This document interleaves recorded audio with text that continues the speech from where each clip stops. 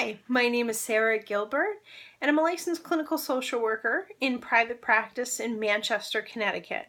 The name of my practice is Transitions Therapy LLC, and in my practice, I specialize in supporting people through major life transitions, as well as providing transgender affirmative care to individuals who identify as transgender or gender nonconforming, and the people who love them. So I want to talk a little bit today about the first area specialty, which is life transitions, because whether we like it or not, at some point we all face significant change in life. And a lot of times we can find ourselves really stuck in that process. So I want to talk a little bit today about how people experience major life changes and how people can get stuck in that experience, as well as providing some tips to working through that. So just a quick disclaimer, this video is strictly informational. It is not a substitute or a replacement for therapy. And if you or someone you know may be in need of mental health treatment, I encourage you to reach out to a mental health professional in your area to get the treatment you need as quickly as possible. So with that out of the way, let's get back to the topic at hand. So life transitions. When I'm explaining to people that is something I specialize in, sometimes I get some kind of confused looks. So how I explain it is, change. Really, that's what it comes down to. Often we end up with a certain idea in our heads of how life is supposed to go. Perhaps we have certain milestones, certain accomplishments, benchmarks that we have identified for ourselves by certain ages or certain years. There's a certain path that we find ourselves imagining for our future. And the reality is, as much as we'd love to have control over that as much as possible, we don't. Sometimes things pop up that are completely unexpected, completely out of our control. And that's a harsh reminder that we are not always in control as much as we would like to be. So that's where I come in. When people are seeking out my services, usually it's because, not necessarily that change has occurred, but they're struggling to cope with it. They're finding themselves stuck. So, life happens, change occurs. Maybe it's a relationship that unexpectedly ended. Maybe it's a career path that you find you're no longer remotely interested in, and you're really freaked out because you have no idea what to do. Because as long as you have imagined, you have seen yourself in this career for the rest of your life.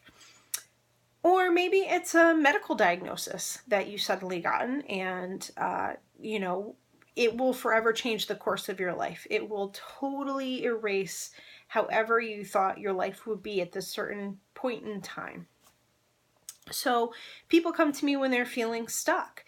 And although we rationally can all understand on a cerebral level that change will happen and that we are not stagnant creatures, the fact is we also really like to have control. We like to have comfort in knowing what to expect. And that's where the stress comes in.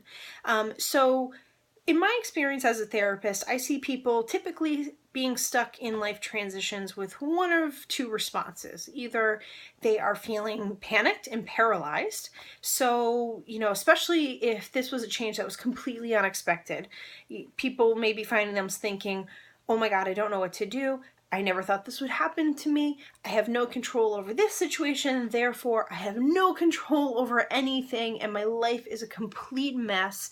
I can't even figure out my next step forward because the whole trajectory that I had in mind for my life for the next 10 years is completely shattered, and I just don't know what to do. I'm just feeling really, really stuck in anxiety. That's one way people typically respond to a life transition. The other approach is what I like to call indignant and immobilized. So what that means basically is that people are feeling a little more resentful and angry in the face of this life transition. People can kind of metaphorically be stomping their fist and saying, this isn't the way it's supposed to be. I want things back to the way they were. This isn't fair. This wasn't in the plan. And that's where people are stuck. They are just really, really stuck in that loop of anger and resentment and frustration. And they're immobilized. They can't get past that angry loop that is playing through their head of, this isn't fair, this isn't the way it's supposed to be, I want things back the way they were, back when life was easier. So regardless of where you may fall, what camp you may be in, when you're facing a life transition, the common denominator here is inaction, right? Paralysis or immobilization, being stuck. And that's where I work with my clients to create some forward movement, because it's not about debating whether or not this thing that happened to you was just or fair or right. Even if you're able to get an answer to that question, which I doubt you are, but even if you were able to get an answer, it doesn't change the fact that this thing has happened, right? So what I find really helpful is helping people really explore how they're reacting to this life transition, whether you're in the paralyzed and panicked camp or the indignant and immobilized camp. And I work with people to help them look at how they're thinking about that situation, what kind of stories they're telling themselves, looking at where these stories come from. Maybe it's some past junk that you got to work through, some stuff from past bad experiences that need to be cleared out.